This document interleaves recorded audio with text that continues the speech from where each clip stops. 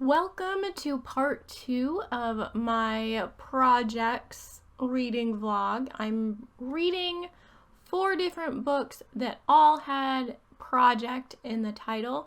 If you haven't watched part 1 yet, you don't need to watch that one in order to enjoy this vlog, but just know I read Project Hail Mary and Elixir Project in part 1. And now, part 2, I'm moving on to the next 2 project books. And the first book I decided to start with is The Kraken Project by Douglas Preston. And I know he is well known for being a duo in like a best-selling author duo. I have never read a book by that duo or by Douglas Preston before, so this is going to be a new to me author, and I picked this one because it mentions in the synopsis that NASA is sending a probe to Saturn's moon, and this probe is going after an AI called Dorothy, and so there's 2 timely aspects that make me want to pick this one up next, and that's just yesterday the Artemis 2 launch happened here in the US, and so that right away, the mention of NASA in the synopsis, and then also AI, because I think AI is a very big topic right now, and this was actually written in 2014, so it's going to be interesting to see when this setting is, and also how the writing portrays AI back in 2014, because AI is very different than what we saw it as back in 2014. So it'll be interesting to see how this author writes it in this book. So without further ado, I'm going to get started on this book, and I'll let you know my thoughts maybe 25% in. We'll see. So I'm going to go ahead and get started on the Kraken Project. Okay, so I have some bad news, but also maybe good news. I got about 28% into the Kraken Project, and I decided I'm going to DNF because the plot very quickly became not about NASA or the Titan moon launch project, and it focused more on Dorothy, the AI created for this NASA launch, and it was fine for a while getting that story with Dorothy and her creator Melissa, and then we abruptly switched point of views, and I would have been fine if it had just been the detective of this detective series. However, we're getting 2 other ones that I'm not so crazy about that also have some AI connection, and I think also because this was written in 2014 and we have a different understanding of how AI works, it's just not working and not what I thought it was gonna be. And I don't really look into Goodreads reviews until I have that feeling like I need to either pause a book or DNF a book, and a lot of the Goodreads reviews for this book were saying this isn't Douglas Preston's best work. This book was really hard to push through, even though they did push through it. but they kind of didn't see the point that they for trying to push through it. So based on all of several reviews that were saying similar things, and this sits at sort of an average rating, I'm gonna go ahead and DNF this. But in my worry that then this might be a DNF and this is the only other book that I have had planned for this vlog project, I went ahead and looked on Libby for other project books to maybe easily grab up a ebook version of a project book, and I came across another The Project that sounded interesting, and so this is a middle grade. I borrowed the ebook because it was available. However, when I went to try to send it to my Kindle through Libby, it is unavailable as an ebook on Amazon. So, even though it's listed on Goodreads as being part of Kindle Unlimited, it's not on Amazon. And I was like, well, that's kind of weird. Why is it unavailable? And then I found reviews like this one. And then I started putting pieces together. So I went to the author's website to see if I could just buy it off of his website. It wasn't there either. So now I'm really wondering what happened with this book. Why can I not get my hands on it? My library did, through interlibrary loans, the branch in general has 2 copies, but that was going to take probably a while for me to even get my hands on a physical copy. So I went and looked at thrift books and bought a used copy, because I also saw this review, and the circled sentence is what made me want to get my hands on this. So whether or not I really enjoy this book, it being middle grade, maybe not being the best written, I am getting my hands on a book that is not well circulated in society. So that piqued my interest to pick this up. We'll figure out why this book somehow fell off the face of the earth, is no longer part of the Kindle library for Amazon. And so that'll be what takes place of the Kraken Project. But in the meantime, while I wait for that physical copy to come in to be mailed to me from thrift books, I am going to get started on the project. I'm picking this up this weekend and probably going to get through it this next week or so while I wait for the project to come in so I can read that.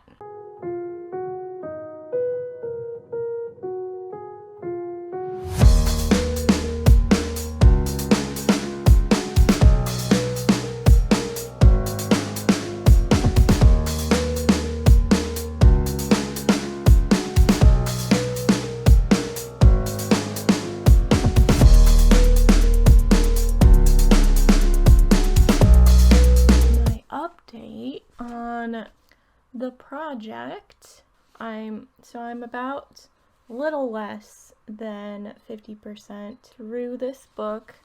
I do have the audiobook for this one, so that's been nice to get through this quickly. But in this book, the project is a cult. Any Bible verse twisting to the max. This is definitely a religious-based cult, but the Lev is the cult leader, and he's just right away very creepy. And so, let me back up a little bit. This story is about two sisters. Their parents died in a car accident that almost also killed Lo, which is short for Gloria. And so when Gloria, or Lo, was in the hospital bed kind of fighting for her life in a coma, or like in and out of a coma, B goes to a church to pray and pleads that she'll do anything. And that's when Lev finds her, and supposedly he brought Lo back to life, and that's why B gets sucked into this cult that she basically gets easily manipulated to join and everything, and be basically consumed by this cult, and basically cuts herself off from Lo. And then we get, it's basically perspective of past with B and present with Lo after B has cut her off from her life. So Lo can't talk to her sister. When she had tried to call the Unity Project to talk to her sister, they said no, that she couldn't talk to her. So Lo gets a job as basically a secretary for a writer journalism company. She wants to reveal all the secrets of this cult. Started with her just wanting to find her sister because she witnessed a boy walk off onto the subway tracks and not move. So he was spouting some, it was a Bible verse out of context, that made her wonder why he said that to her before he did that. And so then that leads her to want to figure out where B is, and she's currently now able to, she signed an NDA to be able to interview this Lev, the cult leader, and find out information about this cult. So I'm enjoying this just because it's not horror, but it's just creepy enough that I cringe at it, because you're like, this is not a good situation, this is weird, this is unsettling, what is going on? You're questioning, okay, but we definitely don't trust the cult leader, but how do we get things, figuring out the things and letting things be revealed is kind of what's keeping me reading. So that's The Project by Courtney Summers, and I'm enjoying it so far. So I am getting through it rather quickly, so I know I mentioned that I couldn't get The Project on Kindle, but I can download it onto my phone through just the Libby app.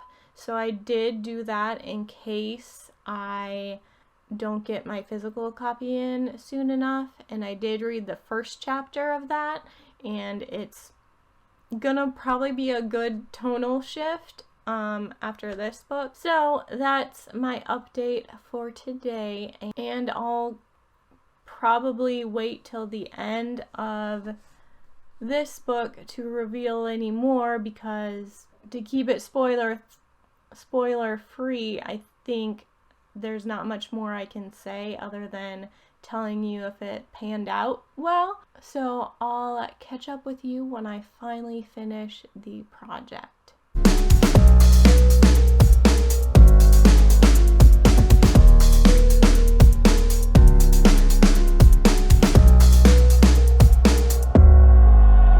All right, I have finished the project by Courtney Summers. So this one, as I said before, the project is actually a cult, and this is not sci-fi in the slightest. It is thriller with a character emphasis, I would say. It's also a dark thriller. You have to probably be in a good mindset to pick this one up.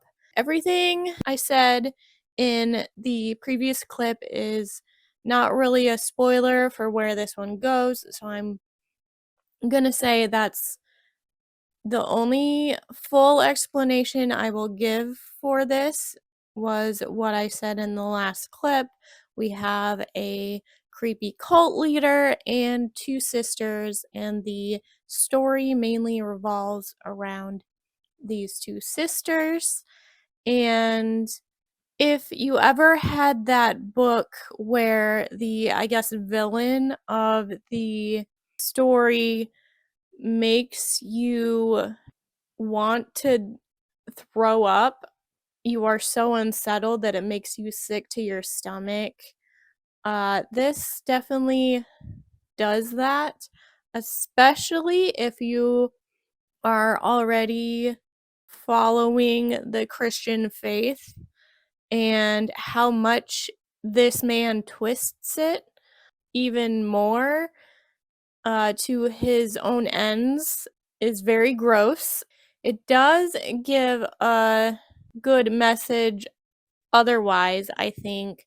I don't think it gives Christianity, like, it doesn't keep the Christian faith in this dark light. It displays how God's word can be twisted in a way that's for evil instead of good. And I think this does a good job of representing that. I have no idea if Courtney Summers is a Christian or not, but I don't think she displays Christianity in a way that is like anti-religion in this, with this being about a cult. But it's definitely a very like tough read if you're not in the best headspace for something a little bit darker. It is a darker thriller. It's not like the ones that are like super grotesque, but it's one of those that will hit you more emotionally than it hits you as like a mystery thriller where it's kind of this murder mystery solving book. Just go into that. If you plan on picking this up eventually, just go into it knowing it's not your typical mystery thriller. It's more of a, almost like a look into brokenness and how different people can cope with brokenness, and when that brokenness is used against someone for evil purposes. Mercy's gonna help again. She needed to make sure I was still in the house. But I really did enjoy, I guess enjoy really isn't the right word, but this is probably the best project book that I've read in this vlog series so far. It's the one I had that I wanted to pick up most out of everything I've started to read or read in this project. Average score on Goodreads does not reflect how I felt about this book, and that this is another one of those books that it's hard to even trust the reviews on Goodreads because to me, that I think it's at 3.5 average on Goodreads. For me, a 3-star is just kind of like an okay book, but I think I got more out of this than a 3-star average for a book. So I think even just the star system is so hard to quantify what a book is gonna, like, what enjoyment you're gonna get from a book. I definitely recommend this book if you want a kind of darker, twisty thriller that's kind of character focused and almost like a commentary focus too. I will be picking up The Project by Falkner. I do have it on my phone. I don't have the physical copy yet. It's in the process of being shipped, so I will have the physical copy eventually, but right now I just have it on my phone, which is kind of annoying to read from. So far, I'm on like chapter 3, reading it from my phone, and it's a good tonal shift for what I just read and it being darker and more emotional impact. This one is going to be a goofy fun time. It's a middle grade. 2 boys are the main characters and they're acting like any 14 to 15-year-old boy would, and so it's going to be a good tonal shift with this next book, and we'll go into this final book of this vlog.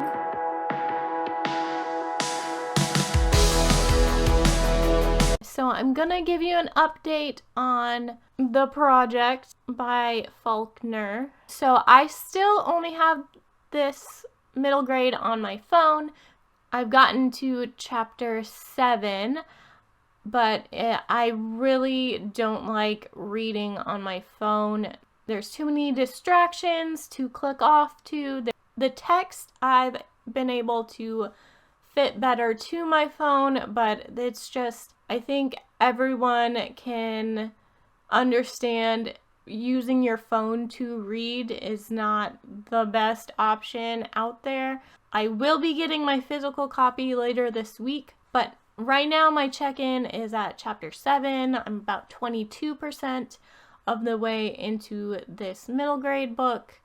And right now we have Tommy and Luke, and they're 14 and 15 years old. They are very troublesome boys at school.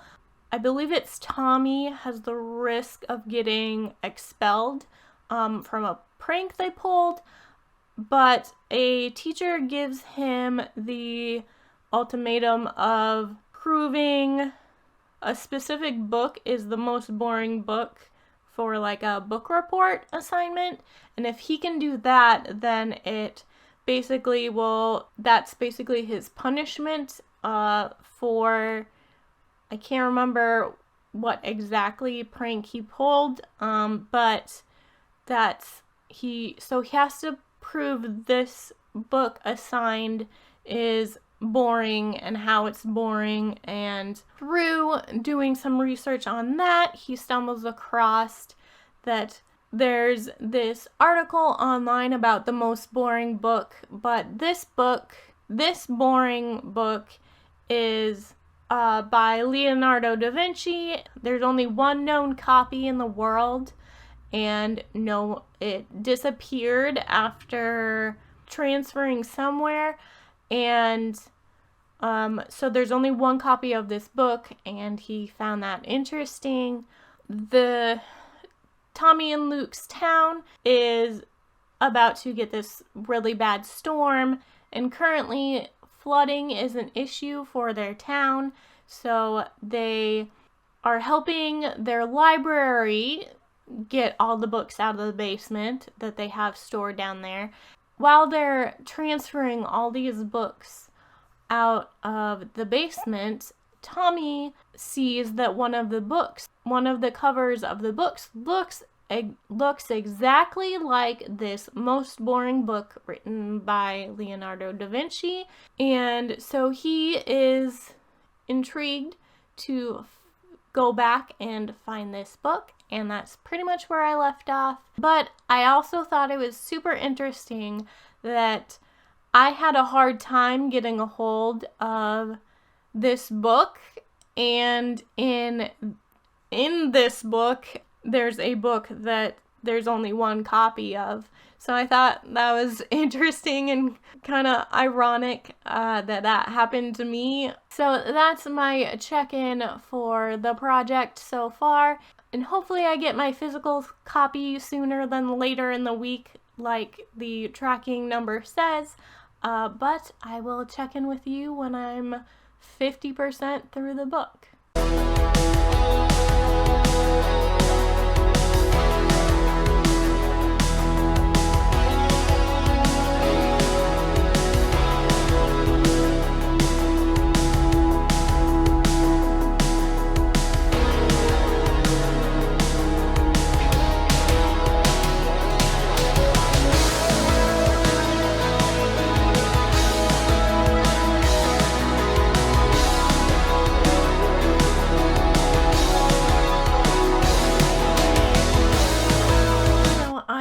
Checking in. As you saw, I finally have my physical copy. I'm able to read at a lot quicker pace than on my phone, and I wanted to stop myself before I got too much farther in because I feel like I can just binge this in a day. But since I don't want to give too much more than I've already told you at the beginning, I'll just say it's definitely for middle grade readers. These boys are 14, 15, and they have a lot of the same humor, the same immature tendencies that obviously an adult would not think the way that they do. There is some suspension of disbelief that you have to have because this is a mystery adventure meant for that age group, and I think you have to go in knowing that's who the audience is for this book. I think you have to go into it knowing this is entertainment for teens, for kids. It's trying to move the plot forward at a quick pace because you have to keep a kid engaged in a story. I will say there's a good history lesson on World War II involved with this story, as you saw with one of the reviews I showed. I don't know yet how much it's going to. Right now it seems like it's very much intertwined in the plot, and it made me even kind of like research information on the historical facts that they're using in this book, because I had heard through history shows on the History Channel, through watching like those Mystery of the Abandoned series of shows, going through some of the locations that are now abandoned from that were World War II sites. I kind of understood most of the history that was being given in this, but then there was like a piece of it that I wasn't quite sure if that was actual, like, true name to a thing, so I had to look for myself and see if it was, and that was just something that I hadn't learned from that TV show or missed out in the narration of that specific historical site. I'm trying really hard to stay spoiler free, but it also is part of history, but it also pertains to the plot in a major way.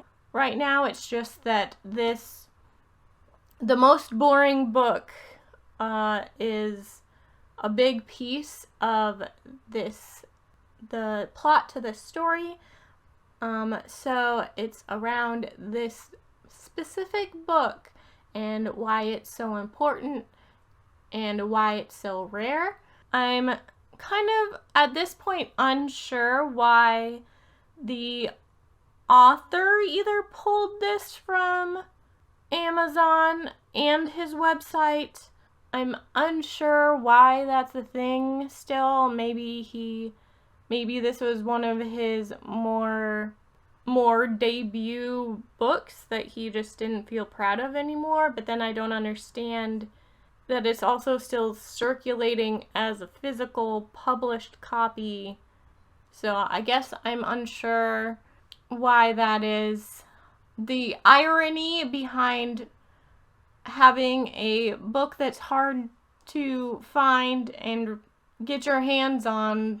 This was actually it's used from a high school library, and I also find it then in the book, they find this special book in the basement of a library. It's not a high school library, but it's like the city library. I'm also enjoying this for just the fact that it's completely ironic that I stumbled upon this, and the story almost mimics real life. So I find that extra fun too. This does also take place in Iowa City, and I think there's not very many books that you can say take place in Iowa, so that's another thing. I'm from Nebraska, so having a book like that set in the Midwest is kind of a rarity. I'm enjoying this so far for what it is, and that Taco Bell hot sauce was used as a weapon. I'll do one more update at the very end on my final thoughts and let you know what I thought of the complete book.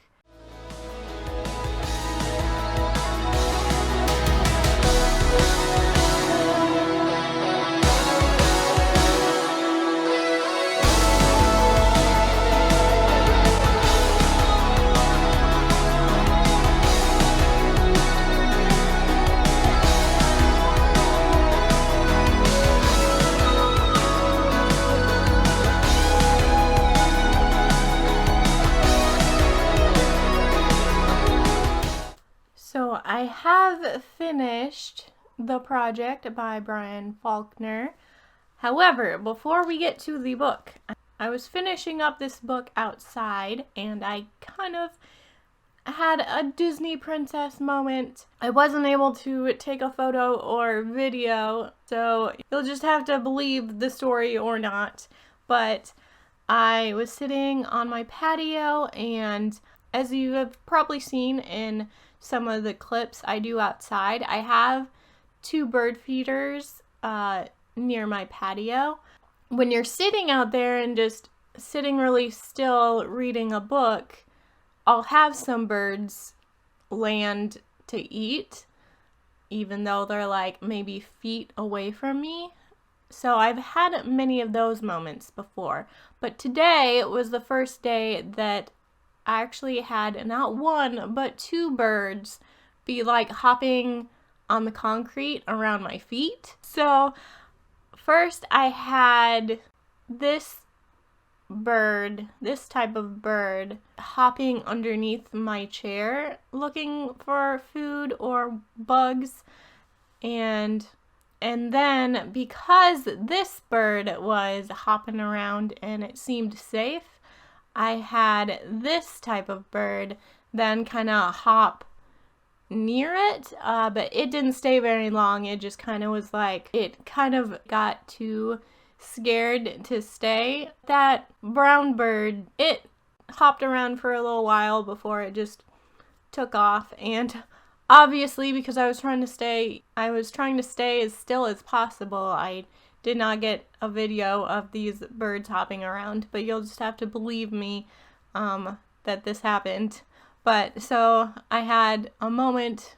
So that's one of the perks, I guess, of sitting and reading outside because you can get animals to be around you if you're really not moving.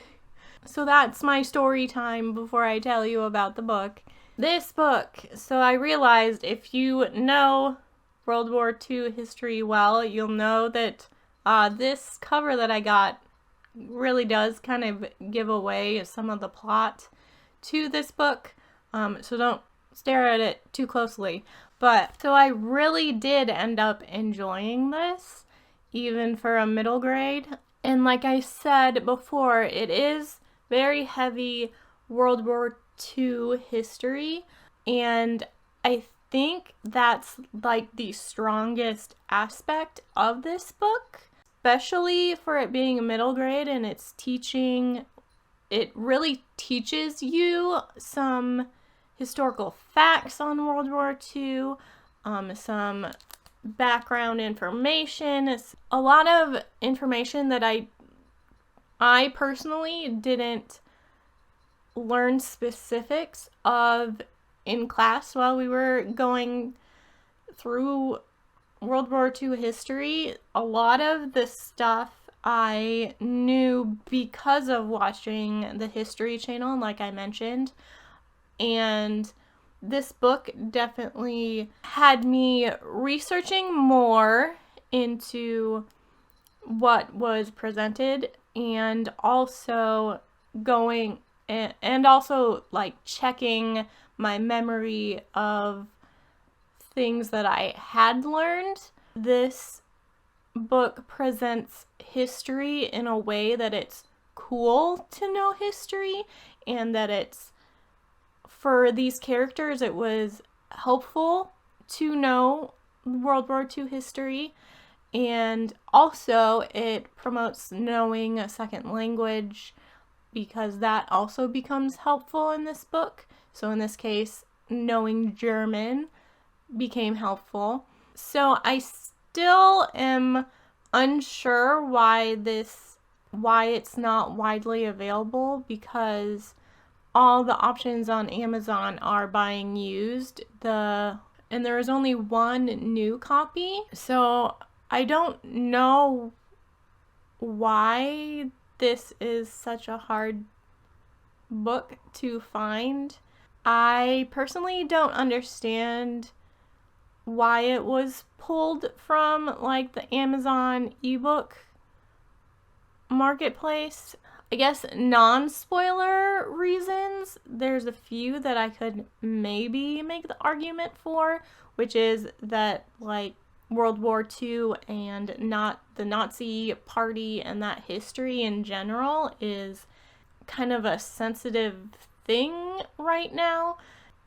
Because this was written in 2011, I think a lot of things have changed societally since 2011. So maybe this has been pulled from a lot of things for a lot of years now. I don't know. So these two boys, as I mentioned, are 14 and 15.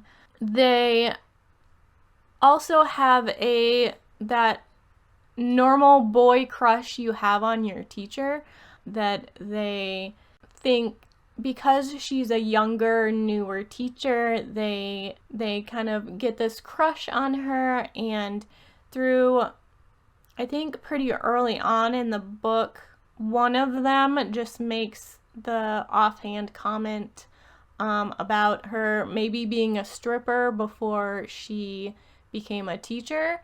And I think that tonally has also shifted. I feel like I personally wasn't offended. Like, I don't know. I can see how maybe, but then again, in ebooks, you're able to edit your ebook format. So I don't know why that wouldn't have just been omitted or rewritten in a way. Like, it was, he didn't even say the full word of stripper. He gets cut off. But like, that would be an easy fix on an ebook. So And I didn't read that in later once I got this copy. That was actually in my library Libby ebook copy. So I don't know.